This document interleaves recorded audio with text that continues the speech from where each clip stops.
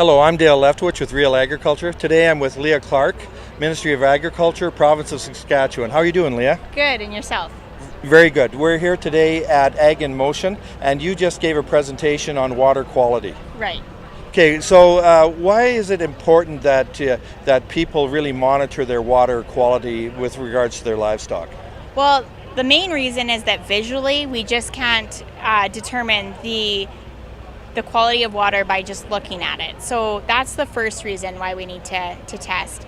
The second is that throughout, hot, dry temperatures evaporate water from surface water, and it concentrates the minerals that are in that water. So poor water tends to get worse through the summer months.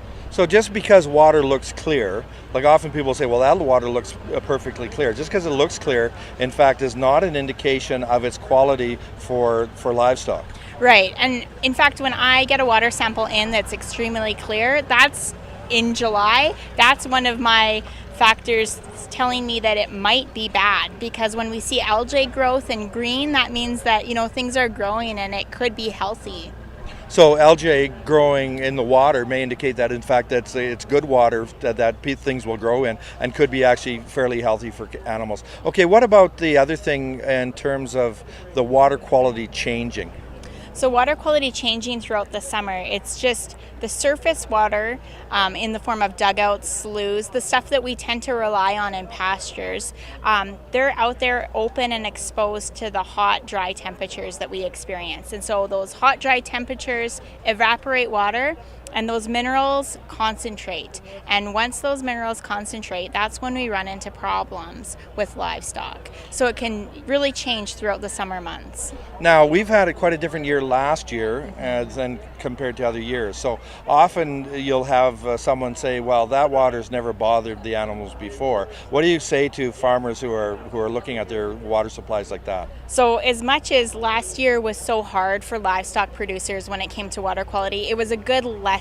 And I hope that we can take that lesson and just remember that, last year was really hot, really dry, and kind of what you're alluding to, water bodies that never caused us problems in the past wreaked havoc in some cases. And so it's just really important to get a handle on, which water bodies have the tendency to do that, and a testing program in place.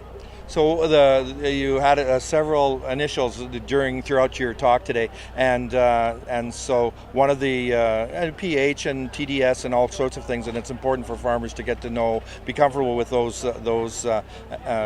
terms. So TDS, you want to speak just a little bit about TDS and how it's a place to start? Right.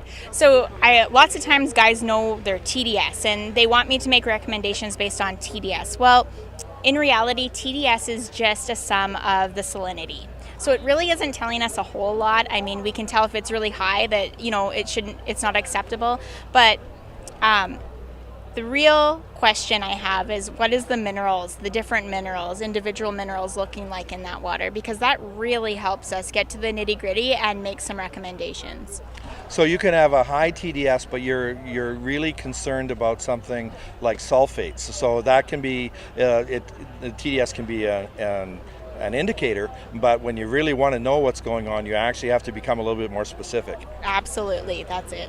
And so what is it about sulfates then that can cause the problems that you're really worried about? Yeah, so sulfates, their secondary problem associated with high sulfate intake is trace mineral deficiency. So trace mineral in terms of copper, zinc, and magnesium are the three that we look at.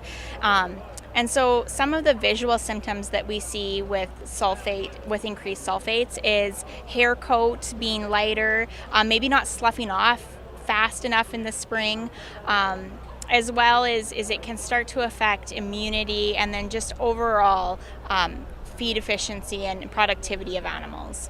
So those sulfates can start to affect the animal, and it's not, sometimes there are symptoms, sometimes you go back, you say, oh yeah, I remember this was happening, but oftentimes you can get symptoms like a lower rate of gain mm-hmm. that aren't as obvious. Right, absolutely. And so lots of the clients that come to talk to us, it's severe problem that happens first. So polio. So when sulfates are high, it can cause lesions in the central nervous system and cause weird symptoms of muscle tremoring and staggering and blindness.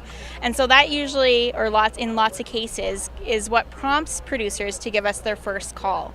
And then from there we can kind of go, usually we see that the producer kind of knew something was off in the past with high sulfates, and then we can help with management, but it's lots of those things aren't seen until something dramatic happens.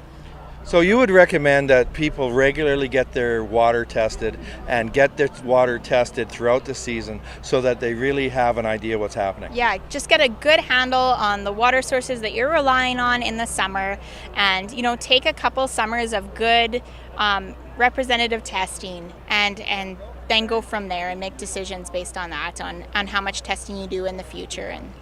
Because you can have problems with fertility, you can have problems with any number of different things, and by the time that's happening, you've already had significant losses. Like you had one number there that you can lose as much as 0.9 pounds of gain per day in a severe case. So even if you're at 0.5 pounds, that's per day. That's a significant loss to a rancher. Absolutely. It's well documented that even a quarter of a pound per day loss can happen over the summer months with elevated sulfates. So although we might not see that, it can be happening, and that's the big cost to producers.